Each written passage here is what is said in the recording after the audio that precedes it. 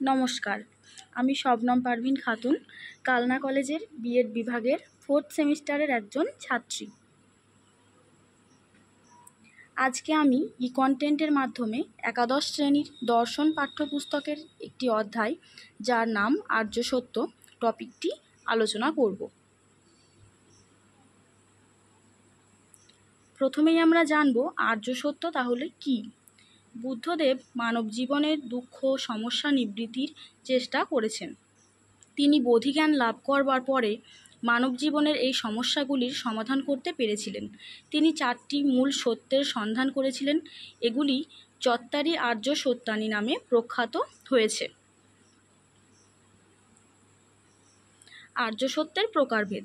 আর্য সত্য 4টি: দুঃখ, দুঃখ সমুদায়, দুঃখ নিরোধ, দুঃখ নিরোধ মার্গ।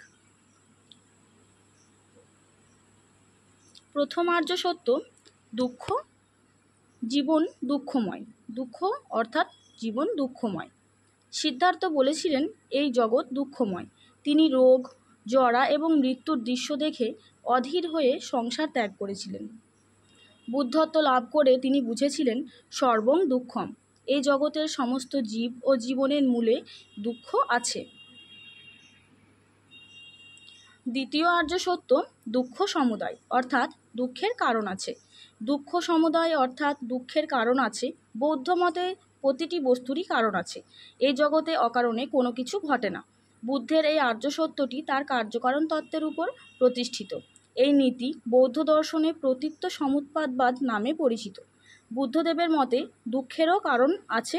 কারণ ছাড়া দুঃখেরও কোনো অস্তিত্ব থাকতে পারে না। তার মতে দুঃখের মূল কারণ অবিদ্যা। অবিদ্যাবশত জীব কারণ কার্য পরম্পরায় জরামরণের কবলে পড়ে। দ্বাদশ নিদান বা ভবচক্র। বুদ্ধদেব দুঃখের কারণ পরম্পরাকে দ্বাদশ নিদান বা ভবচক্র আখ্যা দিয়েছেন। এই দ্বাদশ নিদান মানুষকে জন্ম থেকে জন্মান্তরে আবর্তিত করে। দুঃখের অস্তিত্ব থেকে অবিদ্যা পর্যন্ত পরস্পর নির্ভর 12টি পর্যায় আছে। সেগুলি হলো অবিদ্যা, সংস্কার, বিজ্ঞান, নামরূপ, সরায়তন, স্পর্শ, বেদনা, তৃষ্ণা, উপাদান, ভব, জরামরণ ও জাতি। এই 12টি পর্যায় সমন্বিত কার্যকারণ শৃঙ্খলাকে বৌদ্ধ দর্শনে দ্বাদশ নিদান বা ভবচক্র বলা হয়। দ্বাদশ নিদান জীবকে অতীত, বর্তমান, ভবিষ্যৎ জীবনের পারস্পরিক সম্পর্কে ব্যাখ্যা করে।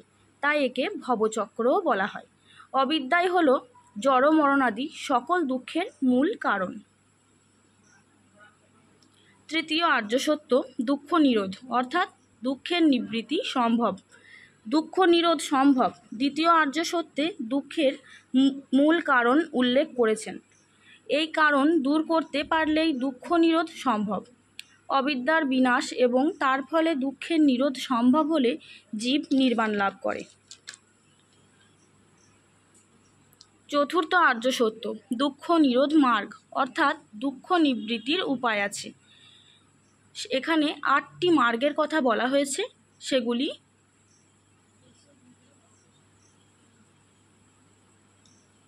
অষ্টাঙ্গিক মার্গ নামে পরিচিত।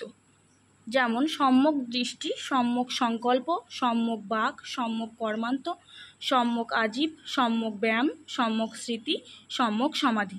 এই 8টি মার্গকে একত্রে অষ্টাঙ্গিক মার্গ বলা হয়। যেমন সম্যক দৃষ্টি হলো প্রকৃত জ্ঞান। জাগতিক সত্যের প্রতি দৃষ্টি হলো সম্যক দৃষ্টি। দ্বিতীয় মার্গটি হলো সম্যক সংকল্প।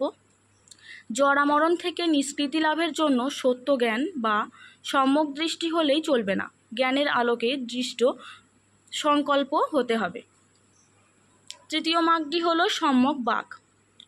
সত্য, সংযত, শিষ্ট ও ন্যায়সঙ্গত কাজের ব্যবহার এবং মিথ্যা অশিষ্ট বাক্য পরিহার এই মার্গের একটি অত্যাবশ্যক অঙ্গ। চতুর্থ মার্গটি হলো সম্যক কর্মান্ত। যিনি নির্বাণলাভে ইচ্ছুক তাকে অহিংসা, ব্রহ্মচর্য ও আস্তেয় এই ত্রিবিধ কর্ম পালন করতে হবে। এগুলি হলো সম্যক কর্মান্ত। পঞ্চম মার্গটি হলো সম্যক আজীব। যার বাক ও কর্ম সম্যক সংকল্পের দ্বারা সংযোজিত হয়েছে তিনি জীবিকা নির্বাহের সৎ পথ অবলম্বন করবেন। একেই সম্যক আজীব বলা হয়। 6 নম্বর মার্গটি হলো সম্যক ব্যায়াম। সম্যক ব্যায়ামের অর্থ হল প্রচেষ্টা ও অধ্যবসায়ের দ্বারা মন থেকে অসৎ প্রবৃত্তি দূর করে বিশুদ্ধ ও সৎ চিন্তার সাহায্যে চিত্তকে পূর্ণ রাখা। 7 নম্বর মার্গটি হল সম্যক স্মৃতি। জগৎ, দেহ, মন স্বরূপত অনিত্য, তা স্মরণ রাখা আবশ্যক। এই সম্যক স্মৃতি পোষণ করতে পারলে বস্তুর প্রতি আসক্তি জন্মায় না। 8ম মার্গটি হল সম্যক সমাধি। ধ্যান বা সমাধি হল দুঃখ নিবৃত্তি বা নির্বাণ লাভের 8ম বা শেষ মার্গ। প্রথম 7টি মার্গের অনুসরণ করে সমাধির জন্য চিত্তকে উপযোগী করে। সমাধির শেষ স্তরটি বা শেষ মার্গটি গভীর থেকে গভীরতম স্তরে ক্রমান্বয়ে প্রবেশ করা যায়। এই 8টি মার্গ অনুসরণের মাধ্যমে দুঃখের আত্যন্তিক নিরোধ সম্ভব।